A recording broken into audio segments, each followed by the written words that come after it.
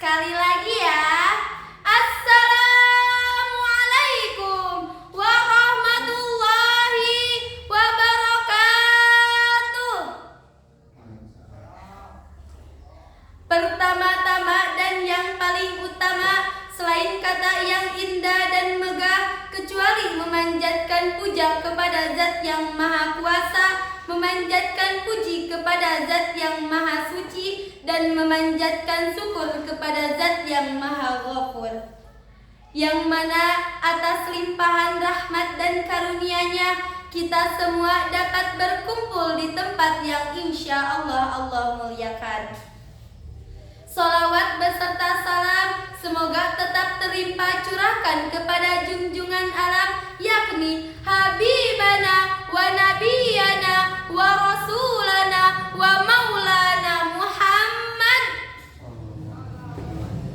Berdirinya saya di sini bukan untuk berceramah, karena saya bukan ustazah, bukan untuk berdakwah, karena saya masih perlu didakwah, tapi hanya belajar berbicara di depan para dewan juri yang saya hormati dan para teman-teman sekalian yang saya cintai, yang mudah-mudahan Allah rahmati.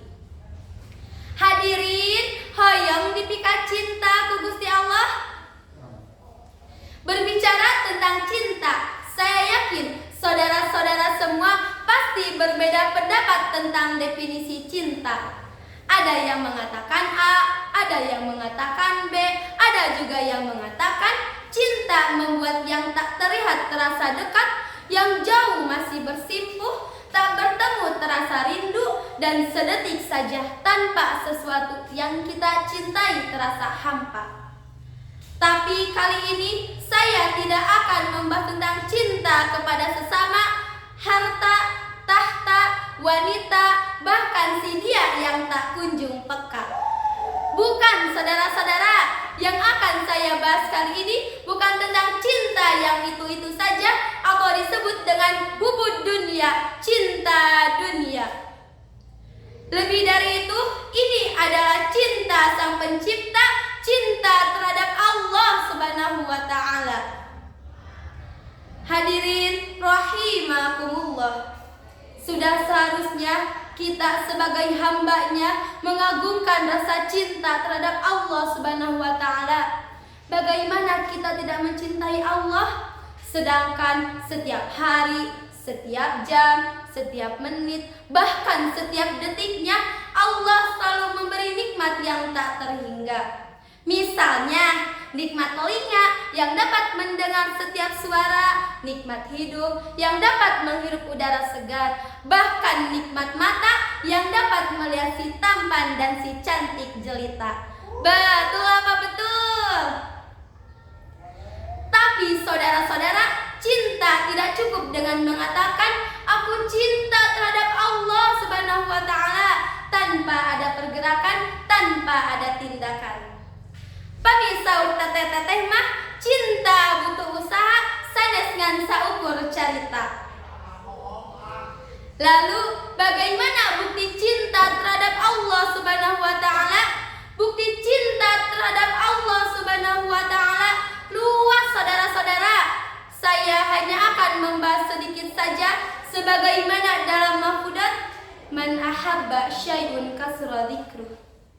Barang siapa yang mencintai sesuatu, maka ia sering menyebutnya. Maka bukti cinta terhadap Allah Subhanahu wa Ta'ala salah satunya adalah kasra dzikruh, sering menyebutnya. Kasra dzikruh di sini yakni adalah berzikir. Yakni dengan selalu berzikir mengingat Allah, tidak memandang baik dalam keadaan susah, gelisah, suka, bahagia, tidak terbatas ruang dan waktu, kapanpun, dimanapun, dalam situasi apapun, hati kita tetap berzikir mengingat Allah. Kenapa harus berzikir? Karena dengan selalu berzikir mengingat Allah, jarak kita dengan Allah semakin dekat, dan itulah tujuan pertama, yakni untuk mendekatkan. Hadirin rahimakumullah, jika seorang hamba sudah dekat dengan Allah, Setiap kesedihan tidak akan menjadi beban. Setiap ujian tidak akan menjadi hambatan. Bahkan setiap rintangan hanya akan menjadi sebuah batu loncatan. Sebagaimana Allah berfirman dalam Quran surat Ali Imran ayat 31. A'udzu billahi minasy syaithanir rajim. Bismillahirrahmanirrahim. Qul in kuntum tuhibbunallaha fattabi'uni yuhibbukumullah. Fattabi'uni yuhibbukumullah wa yaghfir lakum dunubakum. Wallahu ghafurur rahim.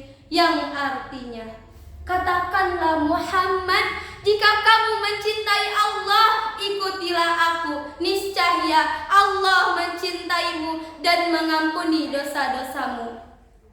Dalam ayat ini dijelaskan, jika kamu mencintai Allah, maka fataba'uni, ikutilah aku. Maka kita sebagai umat Nabi Muhammad SAW, hendaklah kita mengikuti jejak-jejak Rasulullah dan mencintai sunnah-sunnah Rasulullah. Jika Allah sudah mencintai hambanya, sebagaimana dalam hadis dari Abu Hurairah radhiyallahu anhu, Nabi SAW bersabda, yang berarti, apabila Allah sudah mencintai hambanya, maka Allah memanggil Jibril dan berkata, sesungguhnya Allah mencintai fulan, maka cintailah ia. Lalu Jibril mencintainya dan berkata, sesungguhnya Allah mencintai fulan, maka cintailah ia. Maka penghuni langit mencintainya dan di bumi ia menjadi orang yang diterima. Hadirin rahimakumullah. Beruntungnya setiap hamba yang Allah cintai.